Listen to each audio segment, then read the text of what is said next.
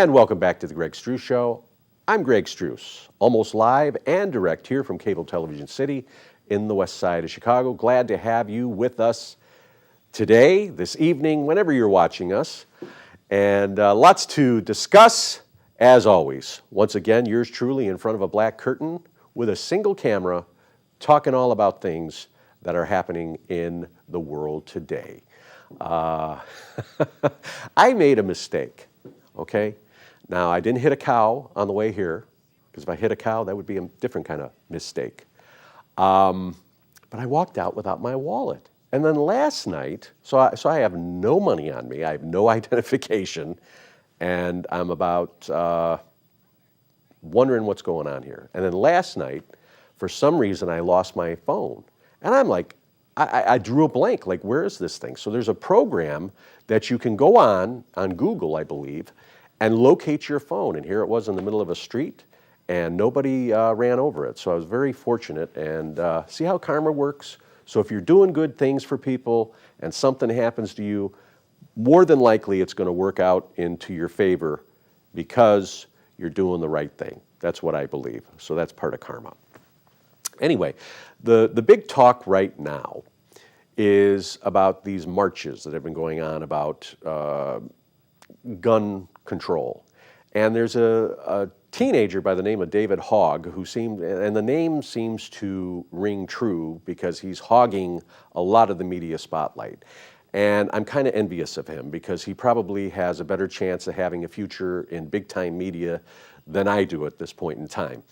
But I don't appreciate when somebody who's like 16 years old and hasn't lived a life telling adults how to vote and how to think. And yet the media seems to support this.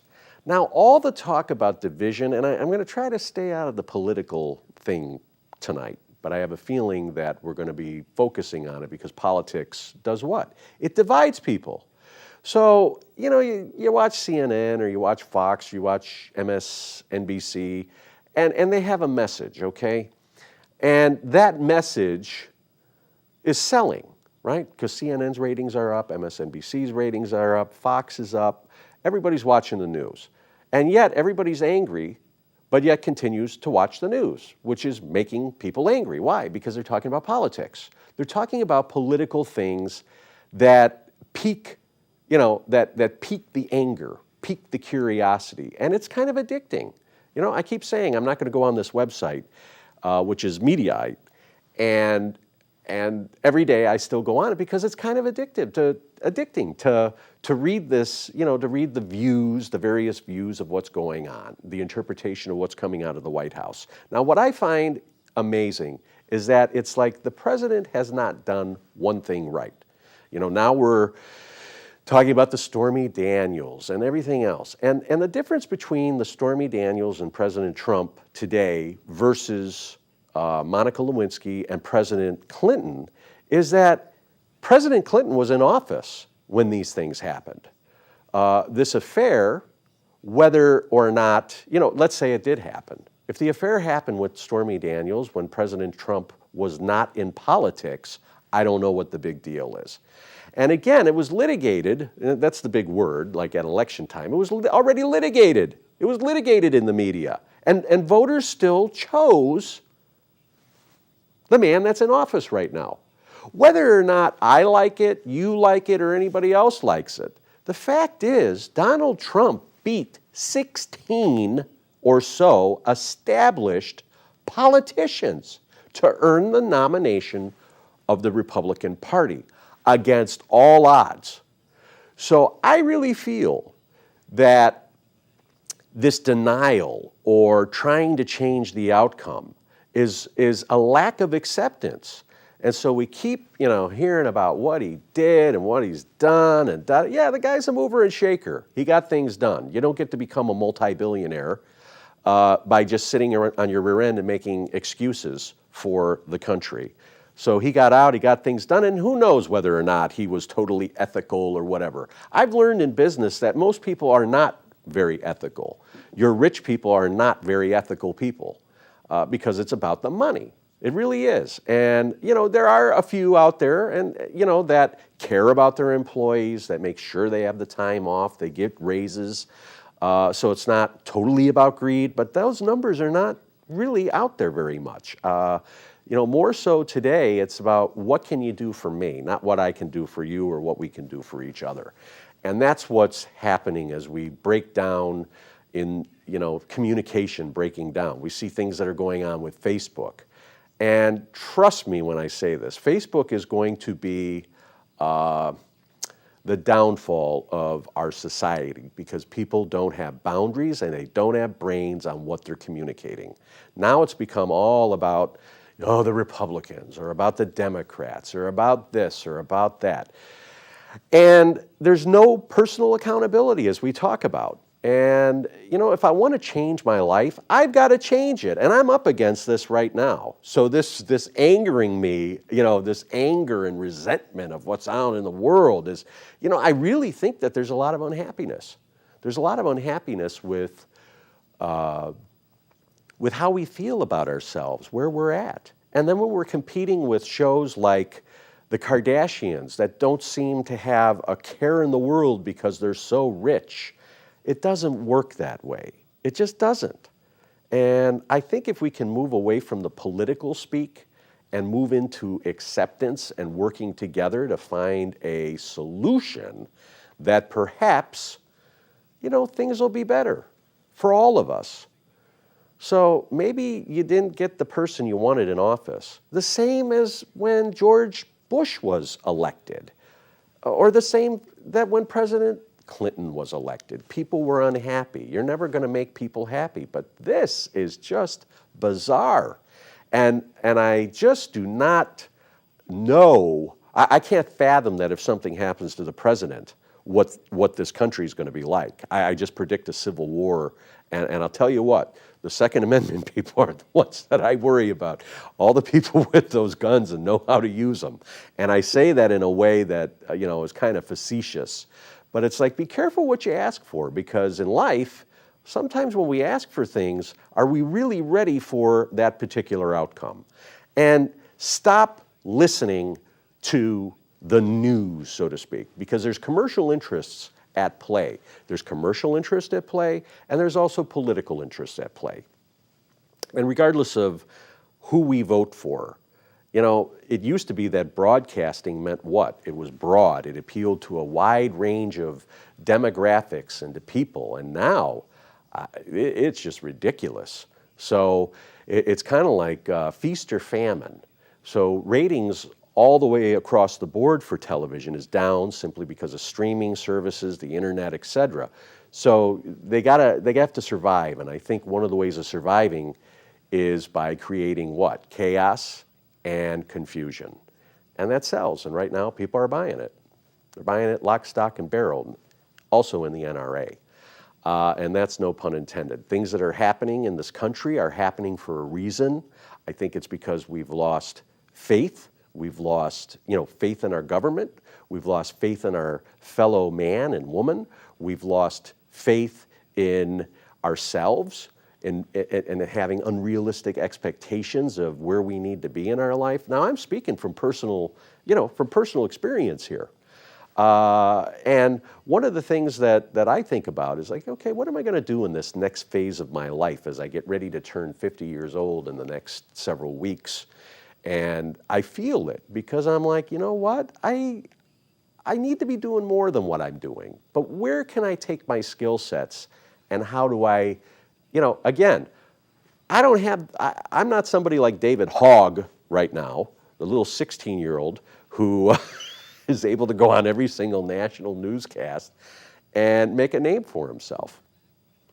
I got to figure it out what I would do. You know what I'd like to do? I'd like to go work at the White House.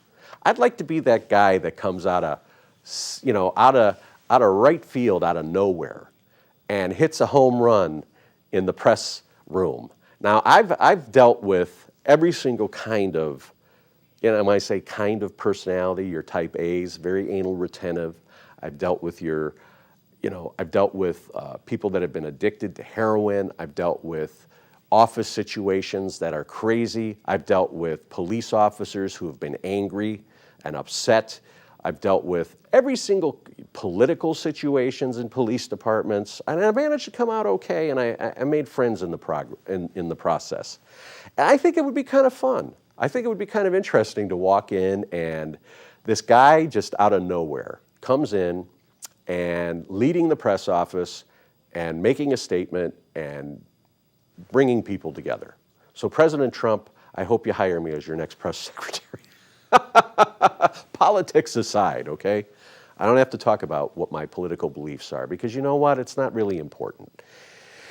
As you talk about your political beliefs, to me, it's really not important. It's about the people we are. And unfortunately, I think that politics kind of sours us on people because why? We know where they stand on certain issues. So if I'm standing on a certain issue that perhaps someone doesn't agree with, well, let's take the big thing. There were two big major things in the country that people still talk about. They still talk about the abortion thing. All right, the abortion issue, and then gay rights. Obviously, being married now. Now President Trump has said that he does not wish to have transgender people serving in the military. And of course, what do we hear? That there's hatred and that there's homophobia and that there's xenophobia and all kinds of things going on. Now, xenophobia is when different cultures, we don't accept different cultures. And a lot of that is supposedly going on. But yet, nobody takes a look at what the medical care is for somebody that is transgender, somebody that's going through the change. You also have to take a look at the emotional things, the psychological aspects of somebody coming to terms with that in their lives, okay? That's a big deal. And now you're in the middle of, a war zone area, coming to terms with certain things. Is that good for the country? Is that good for the individual? Is it safe in the military for a transgender person to serve, knowing how people think? So I'm not saying that I'm for or against it. What I'm trying to do, I'm not saying what I'm trying to do. What I want to do is kind of present that other area. Is it safe for somebody that's transgender to be serving in the military when people feel a certain way? All right? And I don't know the answer to that question.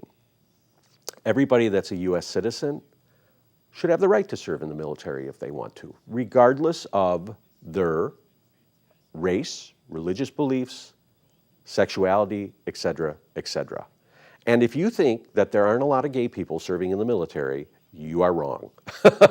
Because back in the day, President Clinton passed the Don't Ask, Don't Tell. And I never really understood that, but it made sense because if you don't ask and they don't tell, someone doesn't tell, then it's not an issue. But if someone's talking about what they were doing and it goes against the grain of the values of the military, so to speak, then there's an issue. There's certain things we talk about and certain things we do not talk about, I believe. I come from that school of thought. And maybe I'm a dinosaur in talking about this, but I have a feeling that if we return back to those principles, principles before personalities and what I think, and talking about what we think or what's good for all, or that kind of stuff going on. I'm trying to think of the other thing. There was a reporter with the ABC affiliate in San Francisco who came out and admitted that he is HIV positive. Now, this is his right, okay? It's his right to tell the world that, you know what, I'm HIV positive, and I feel like I have to share that with the world. Now, it's not something that, now if I was advising him, I would say no. I can understand the social implications because maybe there's somebody out there that's going through the same thing and hasn't been able to talk openly about it, and maybe this person who's in a position where high visibility, maybe he can pass that on. Maybe he can give that person the courage. I understand the social side of it.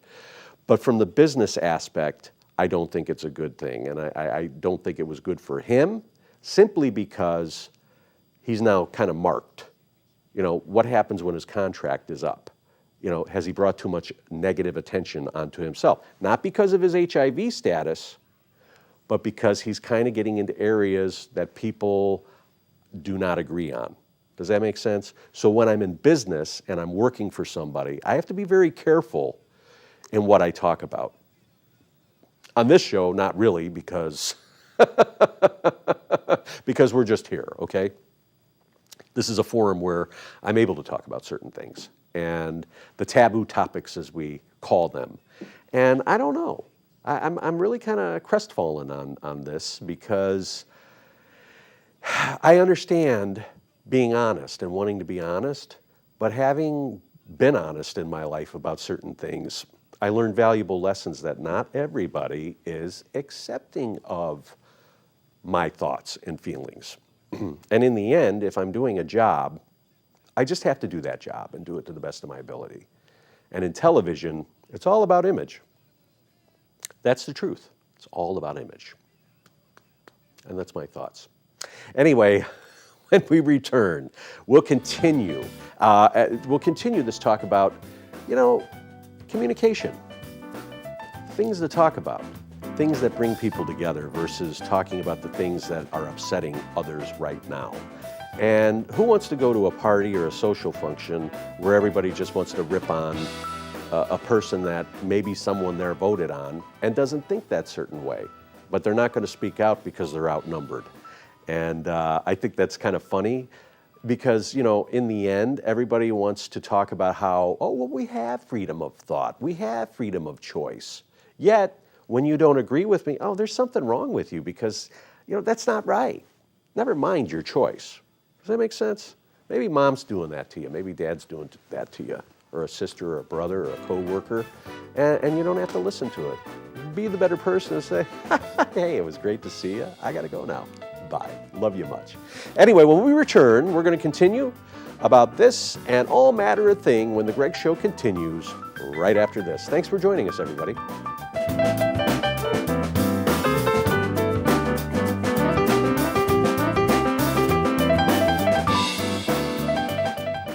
You going to Columbia next year? No, I'm going to Drake University in Des Moines, Iowa. And Small and expensive. Like you. Yes, okay. You got that right.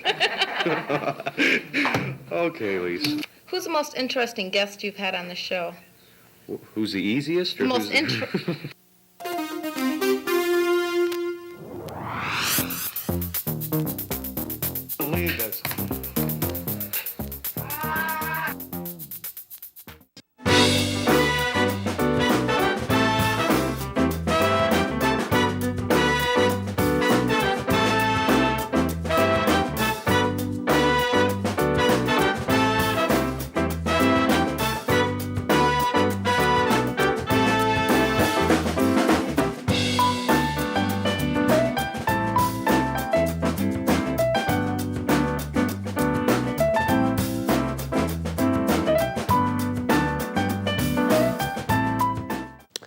And welcome back to the Greg Struss Show.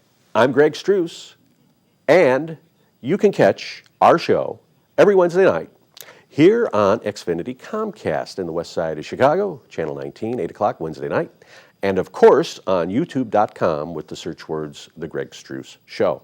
Now, I know there's a lot of other video services out there, and I really want to check them out, so if you know something, please let us know. Let me know. If you're watching and you're enjoying what we're doing, let me know. I've just kind of taken a different turn over the past, probably part of this season, because we've made some changes here and, kind of refining, I don't want to say refining, but finding my new way in doing this. So this is the first time in my life that it's just been me and a camera in front of a black backdrop. and I guess I'm proving I can talk just about anything, everything, and what have you. So anyway, I was just checking something over here, and I apologize for that. Aunt Jean called me before the show tonight, and it's nice to hear from her. Scotty Joe Vegas's aunt adopted yours truly, as Hugh Downs used to say on the Jack Parr Show, and I'm your announcer, yours truly, Hugh Downs.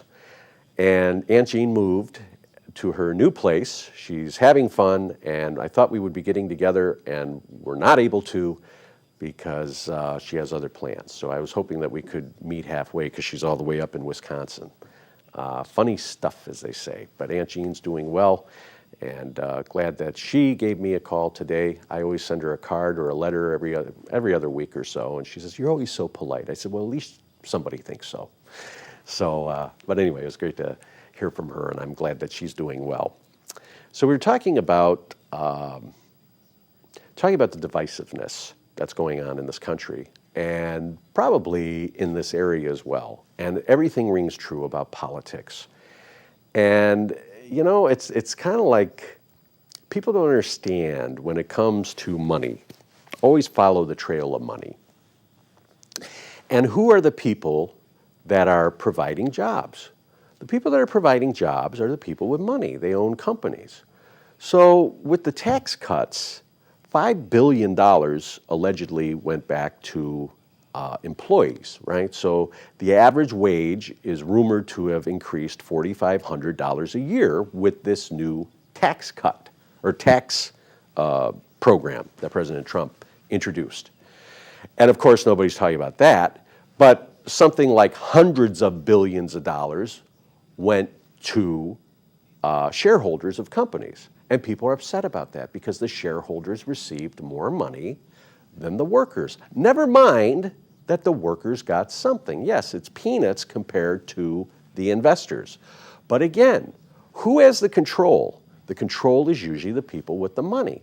And if you're taxing the people with the money, you're going to get rid of jobs. I really believe that. When things are regulated heavily, there's job loss, okay? The environment, things like that. Yes, we have to protect it, but how much of the global warming issue is really true and not based on the fact that Earth is aging like the rest of us, okay? As we get older, we start to have aches and pains. Yes, I would believe that aerosol and things like that have not contributed to better air quality in the country.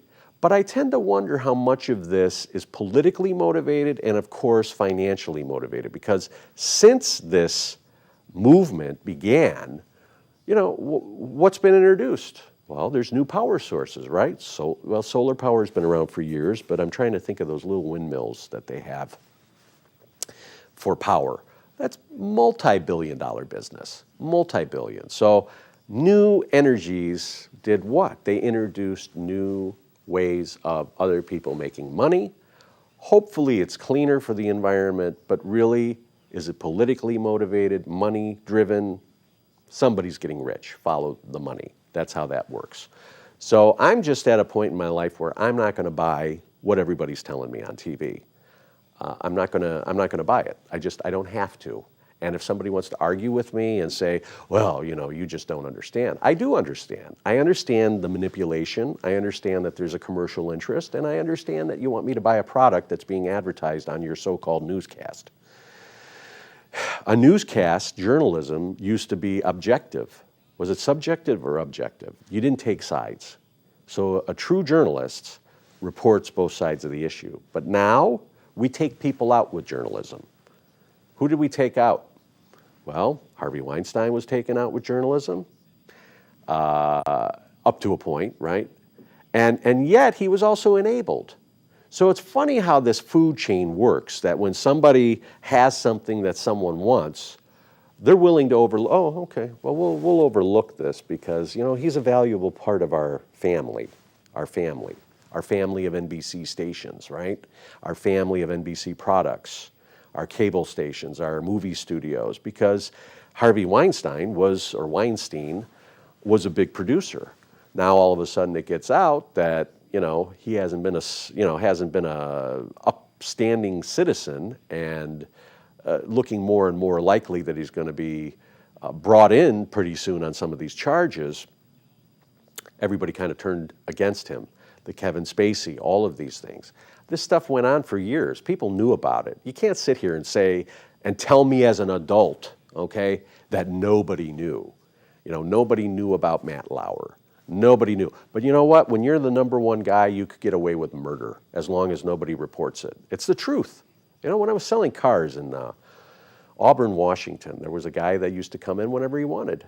And it used to pee everybody off because who is this guy that he gets to come in? He was the number one guy. And when he was no longer the number one guy, he didn't get to come in and dictate when he was going to work and when he was going to take a day off. And it works. It's different rules for different people. And there's favoritism, and that works. But it's all based on what? My personality and production.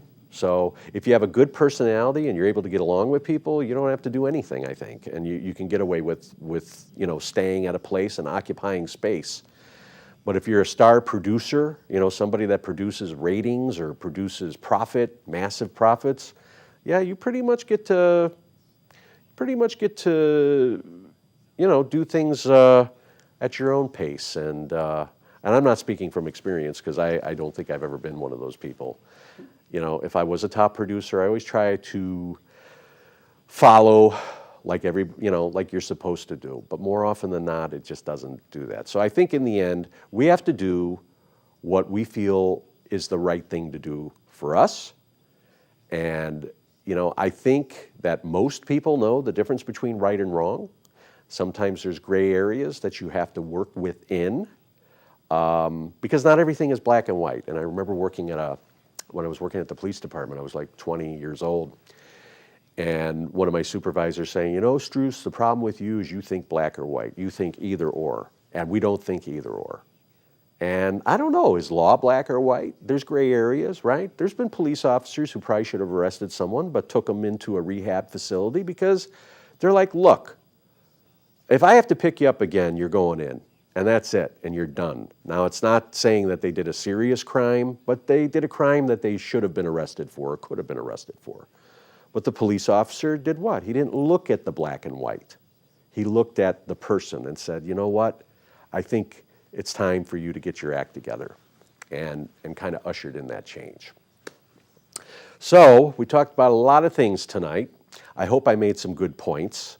Again, regardless, you know, just because somebody supports something that President Trump does doesn't necessarily mean that that they support everything that the president does. Okay, it doesn't mean that, oh, well, you're a follower or what have you. I'm an individual. I have the right to, you know, I have the right to discuss things from a different perspective, and not to make it so much about the politics, but about the person, I think. So wherever you are in your politics and your political beliefs, you know, think about that maybe somebody has a different point of view. And just as you would like to be respected for your point of view, always try to keep in mind that maybe someone else wants, not maybe, but that someone else deserves that same respect. Respect is a two-way street, and I think that's important. So think about that today. Anyway, I'm Greg Struss. You can catch us on youtube.com with the search words Greg Struss Show. And drop us a line. I'd love to hear from you. And if you have any ideas for topics or you want to be a guest on our program, drop me a line at gstrussman@gmail.com. Anyway, Greg Struss, thank you for watching. We'll catch you next time right here on The Greg Struss Show. Good night, everybody.